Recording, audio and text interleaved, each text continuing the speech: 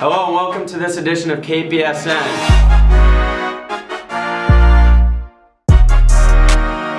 We just absolutely sauteed Western Academy in round 1 of the playoffs. If you want to talk about a powerful response to a hard loss, then talk to some of our Warrior football team. Our boys took down the Grey Ghosts from Western Academy in a commanding 49-6 victory.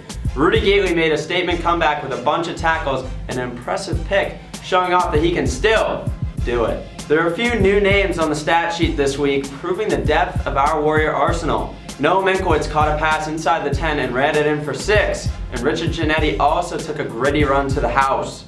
The true MVPs of this game were the Hogs, plowing lanes for running backs to basically go untouched. They also kept our quarterback safe and gave him plenty of time to make smart throws.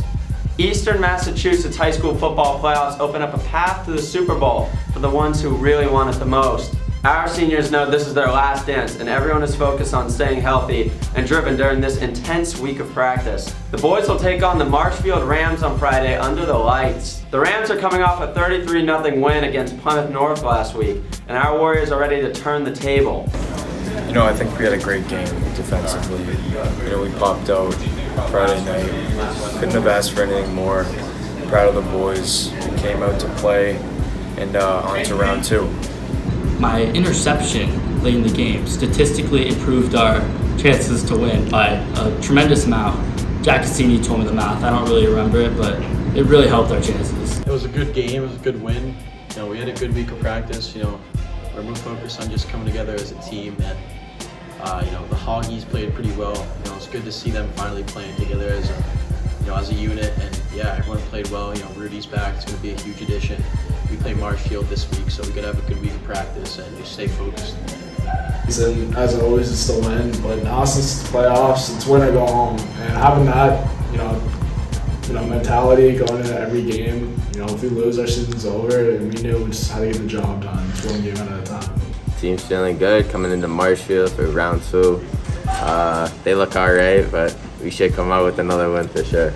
Here is scout quarterback Jack Kpsn and defensive star Nate Carney. You guys consistently bring the energy Wednesday night practices when you face off. How do you feel that affects the team leading into Friday? It definitely brings the energy to the team. I own this kid every practice. We're friends, but on that field I have no friends, straight enemies. But it happens every week. Ready for it this week again. The practices get intense. We use the term iron sharpens iron. The last game is going to be at home on Thanksgiving. We all know where we want it to be, and that's at Gillette Stadium. And at night too. We don't want to end it on Thanksgiving morning. Especially, I've had a great time these past 3-4 years. I want to end it on a good note for sure. Big week. Boys are fired up. We're ready to compete like always, and I think you're going to see a lot of good KP football because it's a big week. So the boys are getting rowdy, and I think we're going to get that W because it's a big week. Boys are rowdy. Marshall's more of a spread offense, so we should do really well because they check with their sideline before each play.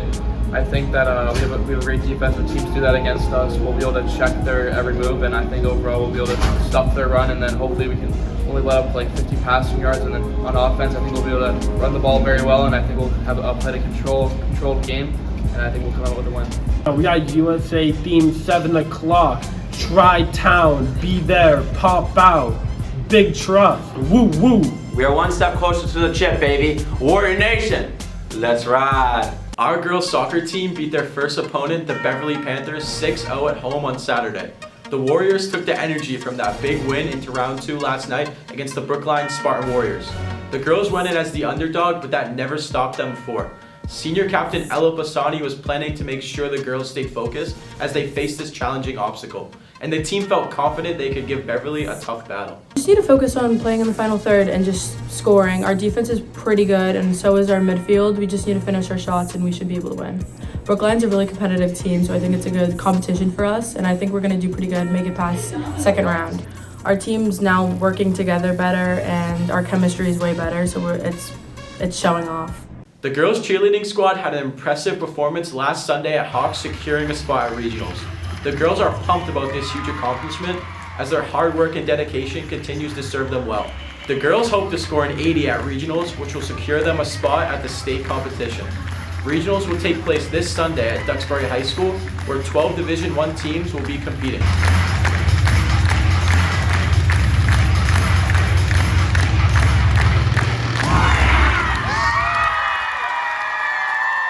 Our varsity team will perform at 5:20 p.m. This is an e-ticket event, so there will be no cash sales. Fans must purchase tickets online through the MSAA Go fan page. General admission ticket price is $11.50 for all fans.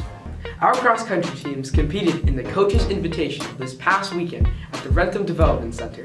This was the final meet for most of our runners. However, we do have several who will be continuing their season at the divisionals this Saturday. I think we did alright. We definitely didn't do our best, only with like 1 or 2 PRs, but overall we did alright. The top 7 runners for both teams have been training hard for what is the biggest meet of the season. 15-15, come on, push! Congratulations to the members of our KP marching band. After performing for the school and traveling to New Jersey, the marching band had an outstanding performance at the U.S. Band's National Championships at MetLife Stadium. They placed second in the Division III Open. Their performance was a spectacular finish to a fantastic season. This is our national competition. Every year at the end of the season, the marching band goes down to New Jersey. And we perform with bands from all over this part of the country and at MetLife Stadium with the Giants and the Jets play, which is pretty cool.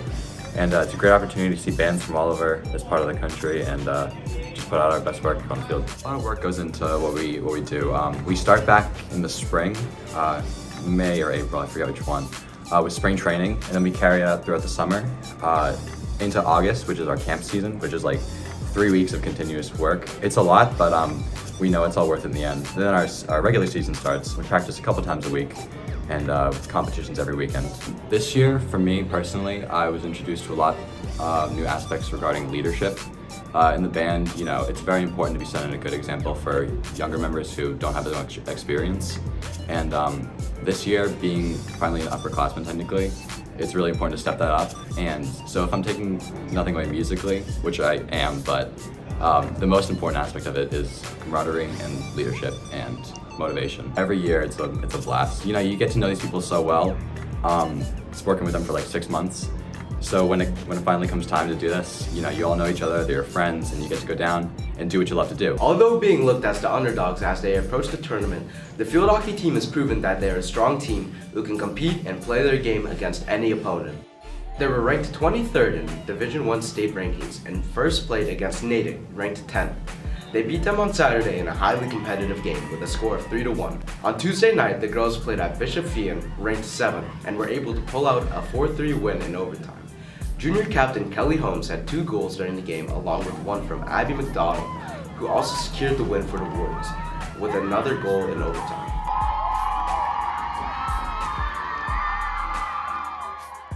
Well, we're the 23rd seed. We already beat the 10th and the 7th, so it just shows that like nothing, like we can do anything. We can beat any team. It doesn't matter what our seed is. That we've got this as long as we put our mind to it.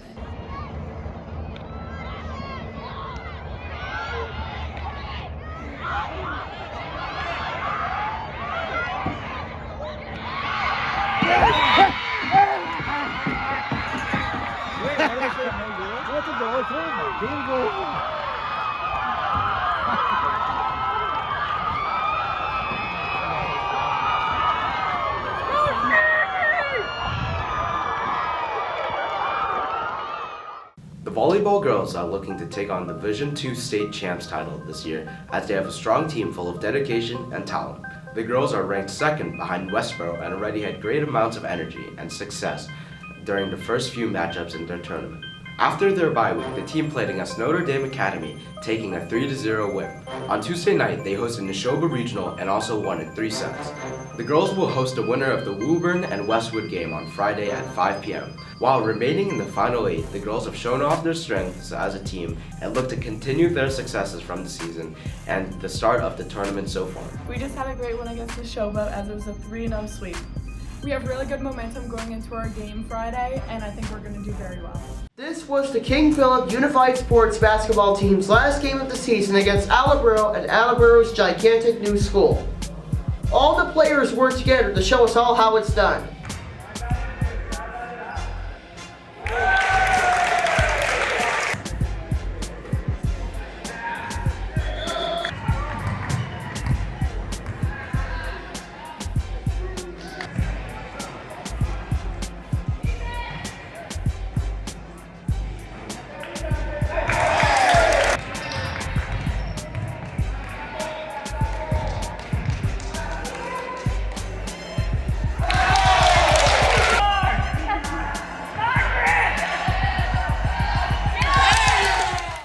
Boston Bruins are showing a lot of promise that this team could be a championship team. Their new coach, Jim Montgomery, is bringing a lot of excitement to Boston as he wants his team to be known for their effort and execution. And so far, they are performing like a well-oiled machine. You know, it's always nice to see the team go out and get a win, move us up in the standings, hopefully take back the #1 spot, because I'm pretty sure the Knights are in first above us. Hopefully we can get the win. Do you think the Bruins have what it takes to make the Stanley Cup? Oh, absolutely. They got a good roster, better coach, I'd like more. Pasternak is up there in points. He's going to be a dog all year. Marchand, you know, he's doing what he's doing. Bergeron, he's got that second wind in him. He's going to make sure that one of his final years is a Stanley Cup championship. The team's been gelling together. Jim Montgomery's been, you know, doing well with the coaching, and Pasternak, the Brusque, you know, really stepping up this year. And, you know, Swayman's hurt, but Allmark's been, you know, capitalizing. So, yeah, it's a good start. The Celtics continue to improve their record with wins against the Pistons and the Grizzlies. On Saturday, they also took down the Knicks. They hit a franchise record of 29 threes in that game. Jason Tatum continues to show why he is an MVP contender this season. Well, I thought Tatum and Brown, they really showed that they're the best duo in the NBA. I mean, Tatum, he blocked Ja Morant twice in 2 big possessions, and it was nice to see them put it all together. I mean, now they're 6-3. They're back on their hot streak. They lost a few games, the one against the Bulls, but looks like we're back on the come up. Brogdon, back to Brown. Brown! Defensive special teams were the key contributors for the Patriots on Sunday in their win over the Indianapolis Colts. The team's 9 sacks and a great performance by cornerback Jonathan Jones, who recorded a blocked punt and a pick 6 late in the game, all helped lift the Patriots to a 26-3 blowout win. Let's hope they can use their week off to get well prepared for the New York Jets in Week 11. I definitely think they need a bye week, and I think they need to improve their offense. You know, just be better as a team, you know, upgrade their chemistry. Offense really couldn't get much going, but defense was able to perform very strong, get some picks, some big sacks. You know, I'm hoping the offense will be able to pick it up after the bye week. You know, got a lot of rest. Maybe their guys will start being able to, you know, turn it into a new gear. We don't have a great quarterback right now. I think Mac Jones is our guy, but he's got to do a lot more work. Mac Jones definitely needs to step it up in the next coming weeks. Our defense, Matt Judon and Jack Jones are carrying right now. Matt Judon with probably 5+ sacks, Jack Jones with a pick 6. They're both looking amazing on the defense. But like I said, Mac Jones is going to have to step it up if we're going to want to beat these tough teams. Defense looks strong, special teams look good.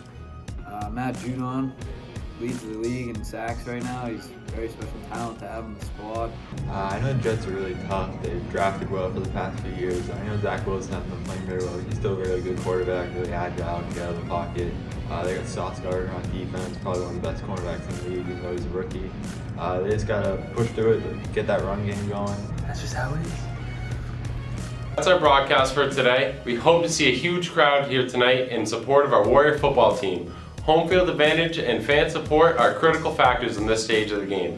We are proud of all of our Warrior athletes as they grind out their postseason journey. We'll be back next week with all our updates.